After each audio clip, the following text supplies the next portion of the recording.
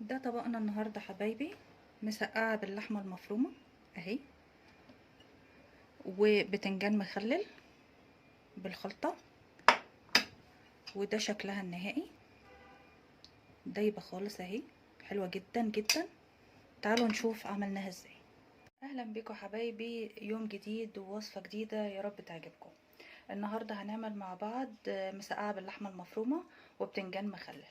البتنجان عندنا في السوق نازل حلو جدا زي ما انتم شايفين كده اهو. وهنعمل برضو بتنجان مخلل بطريقه جديده وبتتبيله جديده، هي التتبيله اللي انا معتمداها بقالي سنين. تمام كده. والطماطم عندي دي الطماطم اللي انا مفرزاها، طلعتها تفك عشان هستخدمها.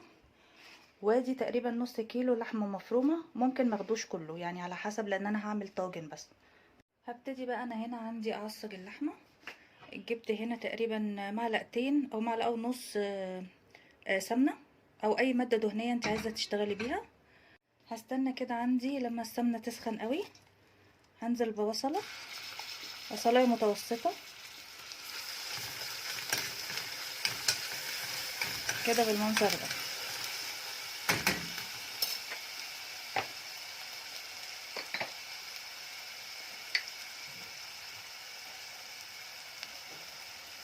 هنزل بشويه فلفل اسود اهي،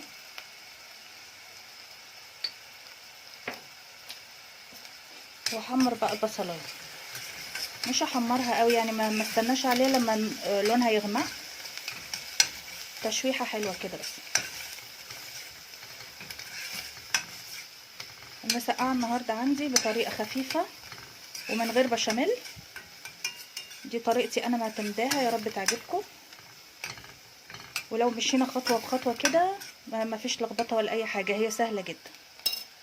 هستنى لما خدت عندي اللون الحلو ده، هنزل بقى باللحمه المفرومه. ممكن ما اعملهاش كلها، بس انا هعملها كلها وهشيلها عندي في الفريزر بالطماطم عادي، تنفعني بقى مع مكرونه، تنفعني مع اي حاجه، تبقى جاهزه وتساعدني ان انا انجز. فكده كده هي بتنفعني.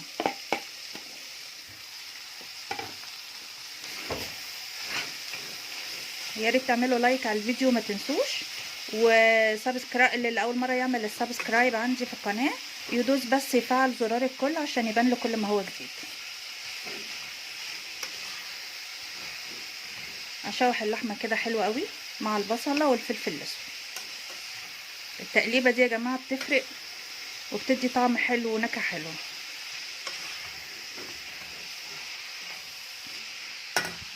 افضل اشوح في اللحمه لغايه ما تديني لون كله زي بعضه، مش تبقى زي كده لون ولون واقوم حاطه الطماطم غلط، مش صح. لان المفروض انها تاخد كلها تقريبا يعني اللون البني بتاع اللحمه ده، وبعد كده اقوم حاطه الطماطم، فما استعجلش عليها وادي كل حاجه حقها لانها بتفرق. بس كده. بالنسبه للطماطم اللي هي الطماطم المتفرزه دي، انا كنت عملت لها فيديو قبل كده عندكم في القناه بطريقه تحفه وبتدي النتيجه الحلوه دي، يعني انا على طول بستخدمها على الاكل. بالنسبه للبتنجان، انا عندي تقريبا 4 بتنجانات قد دي اهي، هو كله مغسول اهو، 4 بتنجانات. وهعمل كام بتنجانه؟ هعملهم بتنجان مخلل. البتنجان نازل حلو جدا زي ما انتم شايفين، نازل حلو قوي قوي في السوق اليومين دول. بعد ما اللحمه عندي اخدت اللون الحلو ده كده، اسفه، هبتدي احط الطماطم. مش هحط الطماطم كلها عشان هخلي شويه للوش.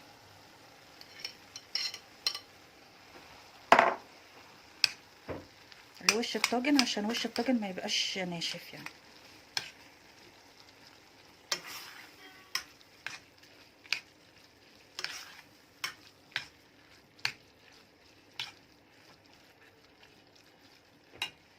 هبتدي احط باقي التوابل عندي، ملح على فلفل، وانا كنت قبل كده حاطه فلفل فاحط حبه ملح صغيره كده.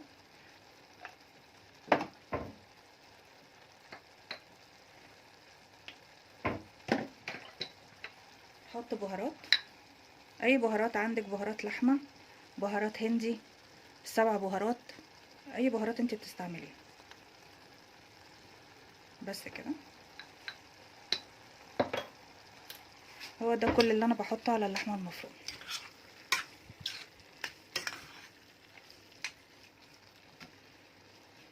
ما اطفيش النار عليها على طول، استنى اما تتشرب كده من الطماطم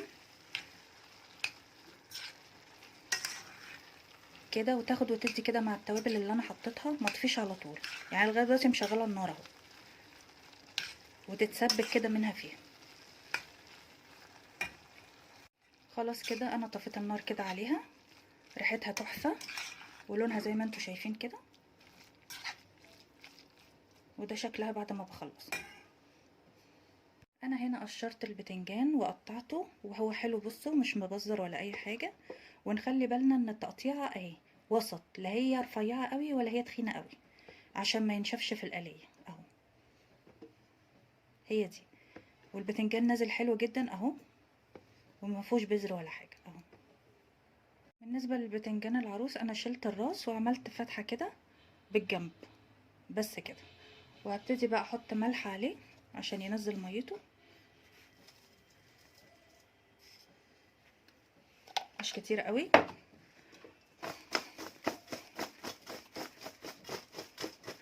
بس كده واسيبه ينزل ميته. دي بقى عندي احمر البتنجان بعد تقريبا ساعة ونص من تقطيع البتنجان اهو. المفروض ان هو نزل ميته بس مش ميه كتيره يعني. بس كده هبتدي احمره وارجع لكم تاني. خد بالنا ان انا لما اطلعه على مصفى علشان الزيت الزياده ينزل منه. انا ما بزودش لون البتنجان في القليه عن كده. وكمان البتنجان العروس اهو حمرته كده يعتبر نص تحميره يعني. وادي اللون اللي انا بحبه يعني في القليه. هفصل بقى البتنجان العروس كده عن البتنجان الرومي علشان اسيبه يهدى خالص، عشان نعرف بقى تتبيلته اللي هنتبله بيها هتبقى ازاي. ابتدي بقى اعمل في صينيه المسقعه. عندك صينيه ماشي، عندك طاجن ماشي. انا عندي الطاجن ده هعمل فيه تمام.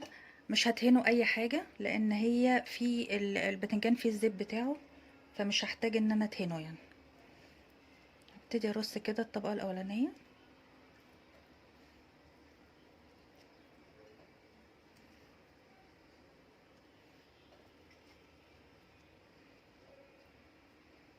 وعلى فكره اللي ما بياكلش مسقعه خالص وكل المسقعه بالطريقه دي هيحبها قوي. يا ريت ما تنسوش اللايك عشان اللايك بيرفع الفيديو. بس كده ابتدي احط عندي اللحمه المفرومه اللي احنا عملناها مع بعض. طبعا حسب الرغبه بس انا بحبها كتيره شويه.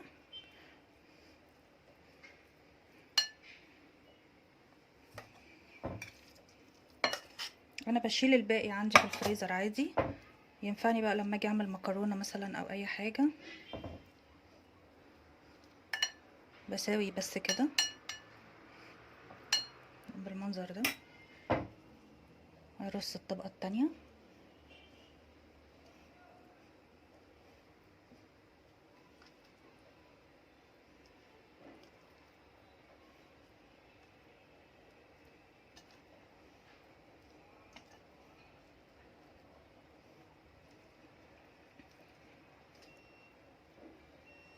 طبعا عايزه تكتري البتنجان براحتك، عايزه تحطي فلفل رومي طرنشات براحتك، دي حريه شخصيه عادي. وطبعا كل حد على حسب ما هو بيحب ايه. بس كده. بالنسبه للصلصه اللي هحطها على الوش اهي، ودي عندي كنت عملتها في فيديو قبل كده طريقه عمل الصلصه. هبتدي اخففها شويه، انا حاساها تخينه. هحط لها كده شويه ميه سخنه.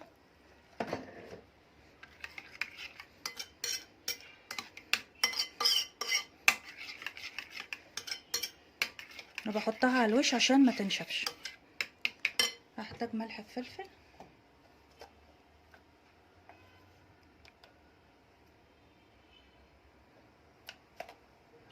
بس كده. تحتاج حبه تاني.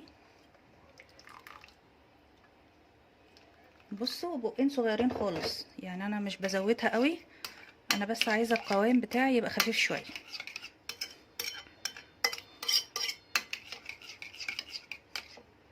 اهي، هو ده اللي انا عايزاه.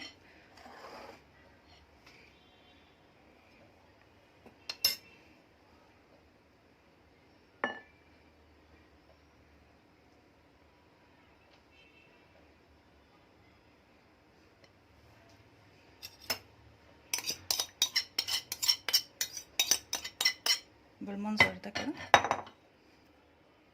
اوزعه.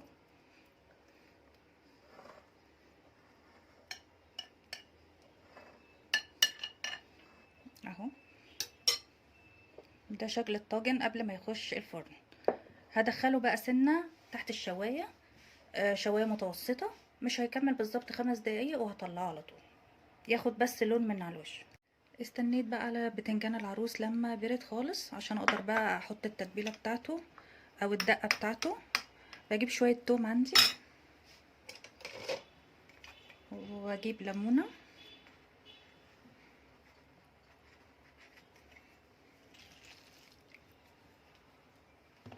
كده بالمنظر ده، واعصرها. شويه خل، ما بكترش يعني.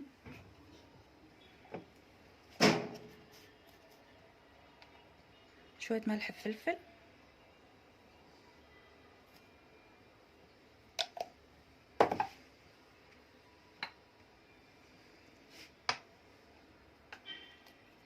شويه كمون. الكمون اساس البتنجان في الوصفه دي. هحط شويه بابريكا صغيره كده، طبعا الشطه اختياري، اللي عايز شطه يحط، وكزبره. بس كده، هي دي الدقه اللي انا بستعملها. ريحتها حلوه قوي يا جماعه، ريحتها جميله.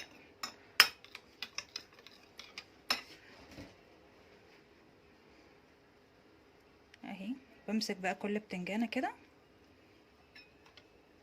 احط من جوه شويه دقه كده بالمنظر ده.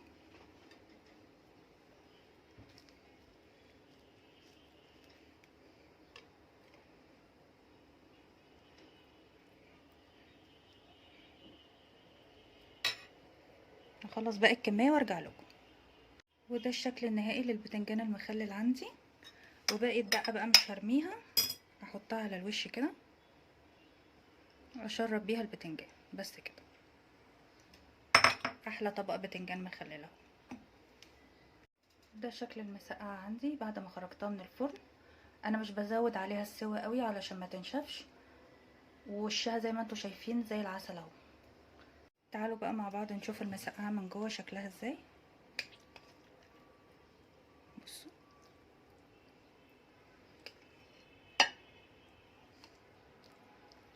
مستويه ازاي.